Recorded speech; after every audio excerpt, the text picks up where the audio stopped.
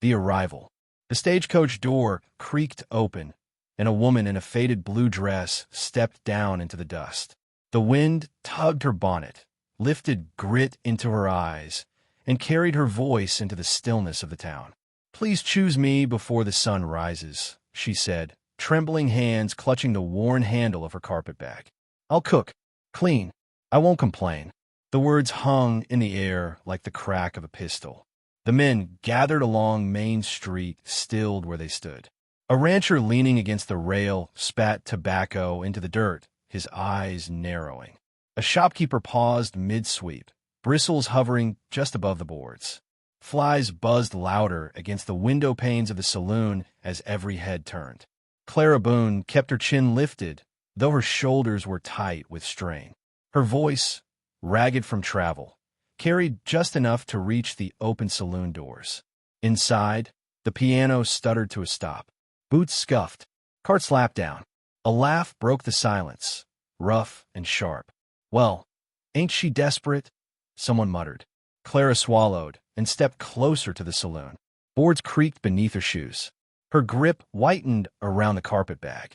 She spoke again, steady this time, though her voice trembled at the edges. "I can work. I can mend. I can keep a home better than the desert can strip it. Please choose me." The saloon doors groaned on their hinges as they swung wider. Men poured into the doorway, their shadows spilling long across the street. Faces leaned in a lamplight, whiskered, weather-beaten, unreadable. Elias Crow stood among them, hat low over his brow, eyes sunk deep from years of debt and drought. His gaze lingered on the woman, heavy with calculation, as if weighing her words against the barren ledger of his ranch.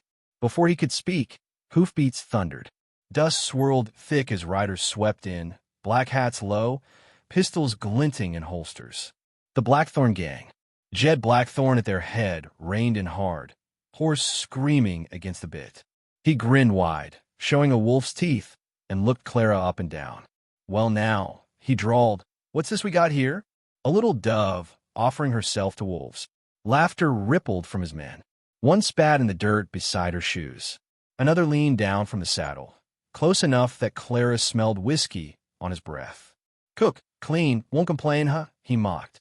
"Darlin', you'll do none of that long round here." Clara didn't flinch. She tightened her fingers on the bag, pressing it against her skirts. Her eyes met Jed's, steady though her chest rose quick beneath her bodice. Jed sneered. "Ain't worth a penny nor a prayer." He flicked his reins, circling his horse around her, making her turn slow in the dust. "But maybe she's got grit. Or maybe she's just another fool the desert will eat alive." The gang's laughter roared. Boots shifted uneasily in the crowd. Elias Crow's jaw worked, but he said nothing. The town held its breath. Clara's lips moved once more, softer now, almost to herself, yet the words cut clear enough through the morning air. "Please before the sun rises." The plea cracked something in silence. The piano inside the saloon started again, hesitant. The crowd began to murmur, low and uncertain, as if they had seen something more in the way she stood. Chin high, dress torn by travel, dust clinging to her hems, yet unmoved by the jeers of men who had broken stronger souls. Jed snorted, reining back to his gang. "Let her beg. Ain't no one fool enough to claim her." Spurs jingled as he turned his horse, leading his men toward the edge of town. They rode slow, letting their laughter trail behind them like smoke. When the dust settled, Clara stood alone in the middle of the street. Shadows stretched long across the boards. Elias Crow shifted, stepped down from the saloon, and studied her with a hard look that softened, just barely. He didn't speak. The silence that followed was heavier than gunpowder. Clara lowered her eyes to the dirt, as though weighed down by all of them. Her bag sagged against her leg. She drew a slow breath, pressed her lips tight, and nodded once, almost imperceptible. The crowd began to drift. A man coughed, another cursed under his breath, and doors shut one by one. The saloon swallowed its men back inside. She was left there, still, small, framed by the water tower and the leaning telegraph pole, her shadow thin in the slant of late light. And the storyteller's voice, low and certain, came like a drawl of wind over the canyon.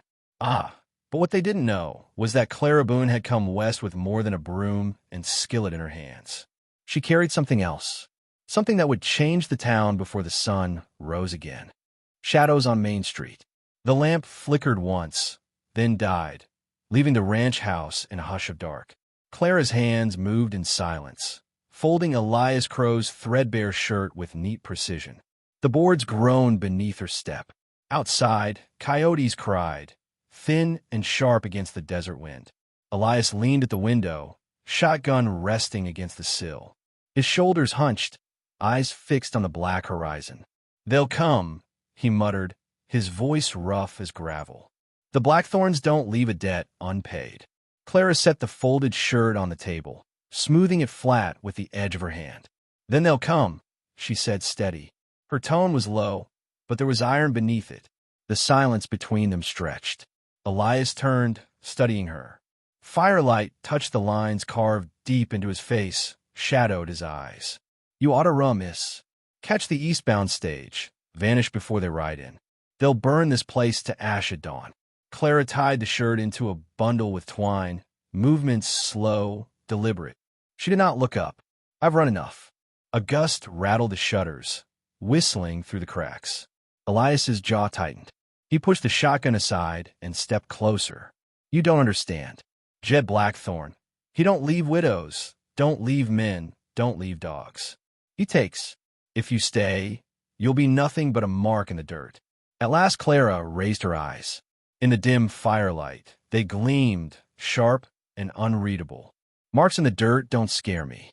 Elias swallowed, something uneasy stirring in him. He turned away, muttering curses under his breath, and poured whiskey into a tin cup. The liquid sloshed. His hand wasn't steady. The coyotes wailed again. From somewhere in the night came a faint echo of hooves, then nothing. Elias froze, listening. His knuckles whitened around the cup. Clara's hands stilled on the twine. Her head tilted, as if she knew the rhythm of horses better than she had any right to. "Not yet," she whispered. The wind shifted, carrying with it the smell of smoke. Elias cursed again, low and harsh. He kicked the chair aside and strode to the door. Clara followed without hurry, her skirts brushing the floor. The ranch yard lay pale in the moonlight. Out beyond the fence line, a glow burned faint against the sky. Barn timbers catching fire, far off toward the Miller place. Smoke curled black, carried high, a warning written for all the town to see. Elias's hand clenched on the doorframe. "They're making rounds," he said bitterly. "Barn by barn, ranch by ranch. At dawn, they'll be here." Clara's gaze lingered on the glow, steady as stone. Her voice was calm when she answered. "Then at dawn, we'll be ready." Elias spun on her, whiskey heat flashing in his eyes. You've swung into a storm that ain't yours to weather. A woman don't stand against Jed Blackthorn." Clara didn't blink. She stepped closer, close enough that the firelight reached the scar on her hand, thin and white across the knuckles. "Neither does a man. Not alone." The words fell between them, heavy as iron. Elias had no answer. He turned back to the smoke, his shoulders slumped. The whiskey in his cup trembled with his grip. Behind him, Clara moved quiet, pulling a chair to the table, untying her bundle. Needles glinted in the lamplight. Cloth unwound, scarred by years of use, but patched neat, precise. She worked with her hands, mending, waiting. Time thickened. The fire burned low. The ranch walls groaned in the wind. From the dark outside came whispers of voices, carried from town, faint but clear enough to catch. "She won't last. Another fool male bride. Best she run, for they make ash of her." The voices faded as the men passed on, unwilling to draw too near Elias's land. Clara stitched without pause. Her needle dipped and rose, dipped and rose. The scrape of thread through cloth was the only sound in the room. Elias drank deep, staring at nothing. At last he muttered, almost to himself, "You'll be killed, miss." Clara tied off the thread, bit the end clean, and set the shirt aside. Better to die standing than running. The fire popped, scattering sparks. Elias glanced at her, searching her face for fear, finding none. He turned away again, jaw tight, and set his whiskey down. The night deepened. Hours dragged. Out on the plains, more fires glowed against the horizon. Other barns, other ranches. The blackthorns moved closer, mile by mile, leaving ruin in their wake. Clara rose once, walked to the window, and stood beside Elias. The smoke smudged the stars, black fingers reaching high. "They'll come at dawn," he said hoarsely. Clara's eyes narrowed on the darkness, on the unseen riders who burned their way toward them. "Let them." The storyteller's voice crept low, curling into the silence like a snake across the coals. And so it was that the quiet bride, who begged to be chosen, chose instead her place in the storm. And when the blackthorns came, they would learn the desert remembers. Before the sun rises. The rifle's bolt slid back with a metallic snap, sharp in the hush of the ranch house. Clara laid the weapon across the table, her fingers steady as she fed rounds into the chamber. The lamplight glinted off brass, each cartridge clicking into place. Outside, the world was gray with the edge of dawn. The air smelled of smoke and dust. Cattle lowed, restless in the distance, stamping hooves against dry earth. Elias Crow shifted at the doorway, sweat beading along his brow despite the chill. "They'll be here soon," he said, voice thin. Clara nodded once, tightening the strap of the revolver at her hip. The holster looked as though it had belonged there all along, worn smooth where a hand had rested 1,000 times. From the rise beyond the ranch came the first sound. Hoofbeats, faint, a rolling thunder wrapped in dust. Elias gripped the shotgun, but Clara's eyes were already fixed on the horizon. The Blackthorn gang rode down in a storm of noise and laughter, a dozen horses throwing up plumes of dirt. Jed Blackthorn at the front, his black hat low, his grin wide as a canyon. They pulled up at the gate, hooves grinding the dry ground. Jed's voice rang out, mocking, cruel. "Crow, time's come to pay what you owe. Step aside, and maybe we let you keep your skin." Elias's hands shook where they held the gun. Clara stepped past him, out onto the porch. Her skirts stirred in the rising wind. She raised her voice, clear, sharp, carrying across the yard. "Come and take it." The gang laughed, loud and ragged. A rider spat into the dust. Jed leaned forward in the saddle, eyes glinting. "Darlin', you got steel in you, I'll grant. But that rifle won't save this place." Clara's gaze did not waver. Her finger rested near the trigger, calm, certain. The silence that followed pressed heavy, until Jed sneered and jerked his chin. One rider kicked his horse forward, pistol raised. The crack of the rifle split the dawn. The rider pitched backward out of the saddle, blood dark against the dirt. His horse bolted, screaming. The yard erupted in gunfire. Clara dropped behind the porch rail, working the rifle smooth, each shot echoing, each target falling with brutal precision. Bullets chewed wood, shattered glass, sprayed splinters across her hands, but she did not flinch. Elias fired once, twice, wild and panicked. Clara's voice cut sharp over the thunder. "Steady." She rolled to the corner of the porch, sighted down the barrel, and dropped another rider clean out of his saddle. Dust boiled with hoofbeats. The gang cursed, fired, circled wide. Jed's voice roared above the chaos. "Burn it. Burn the house." Two men leapt from their saddles, torches in hand. Clara was faster. The revolver flashed from her hip. One, two. Both torches snuffed in blood before they struck wood. The gang faltered, their charge breaking under the weight of her fire. She moved like water, flowing from cover to cover, reloading without wasted motion, eyes cold, hands sure. Elias watched, stunned, as the woman who had begged for a home stood alone against wolves, unbending, unyielding. Jed cursed, spurring his horse closer, pistol in hand. He bellowed, "You're dead, woman." Clara stepped from behind the rail, calm as a shadow. Her revolver leveled, her voice steady. "Then come and prove it." The gang hesitated. Men shifted in their saddles, eyes darting between their fallen and their leader.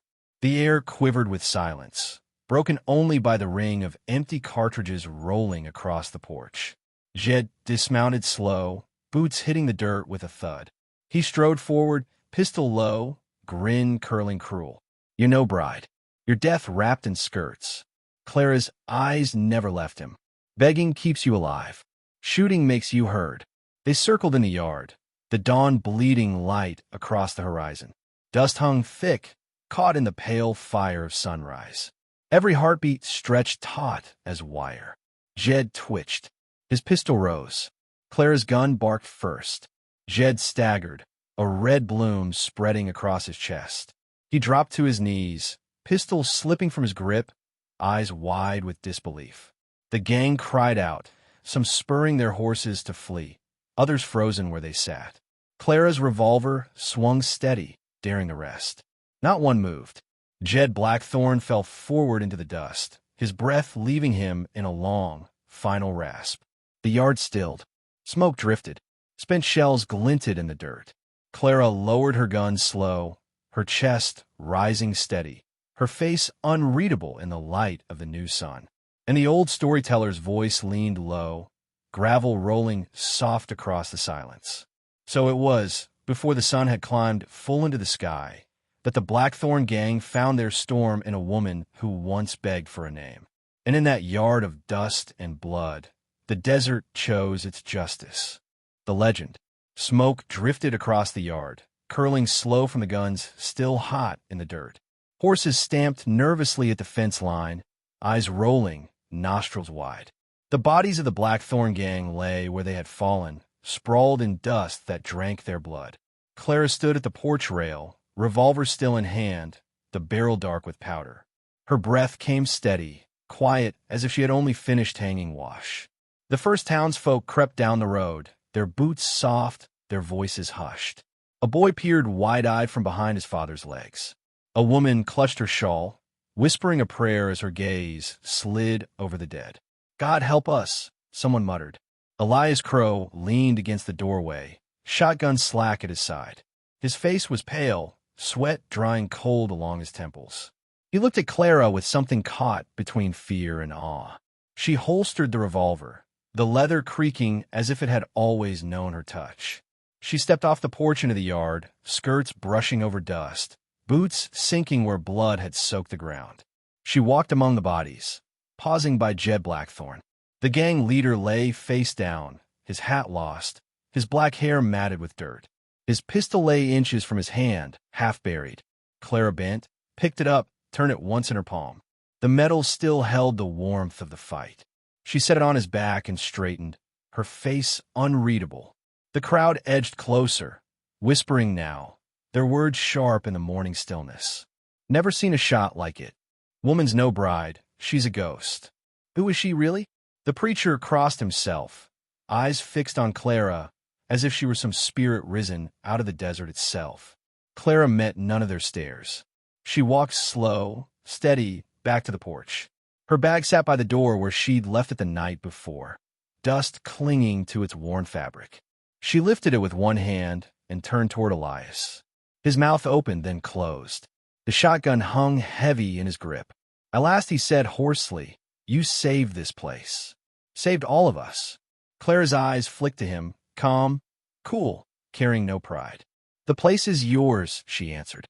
"You could stay," Elias pressed, voice rough with something like hope. "The town follow you now. You be safe here." Clara shook her head. The morning sun struck her face, showing the faint scar across her knuckles, the shadows in her eyes. "I didn't come here for safety." Her gaze slid across the yard, across the townsfolk watching, whispering, weighing her name as if it were already turning to legend. She said nothing more. The bag settled at her side. She stepped down the porch, past Elias, past the bodies, past the gawking crowd. "Where will you go?" a child called out. Clara didn't stop walking. Her voice drifted back, soft even. "I'll go where I choose." The words clung to the air long after her figure slipped down the road, her shadow stretching thin in the rising sun. The people stood silent, the dust settling. Some swore they saw her fade into the desert light, as if the earth had swallowed her whole. Others swore she rode away at dusk days later, a dark silhouette on a pale horizon. And the old storyteller's voice leaned close, rough as worn leather, carrying the weight of years. They say Clara Boone had once been a sharpshooter, traveling with a show that crossed 100 towns. Others say she was a spy in the war, slipping through shadows with pistol in hand. Some whisper she was a widow who took her husband's gun and swore never to bow again. The truth, a pause, the hiss of wind through sagebrush. The truth never mattered. What mattered was the morning she stood alone and cut the blackthorns from the land. What mattered was the way she turned a plea into thunder. What mattered was the story. The fire popped. Smoke curled into the night sky. And so the mail-order bride, who once begged to be chosen, chose instead herself. She left behind a town that would never forget the dawn when the desert breathed her name. To this day, when coyotes cry before sunrise and dust rolls down an empty street, folks still whisper, Clara Boone walks there. And God help the fool who mistakes silence for weakness.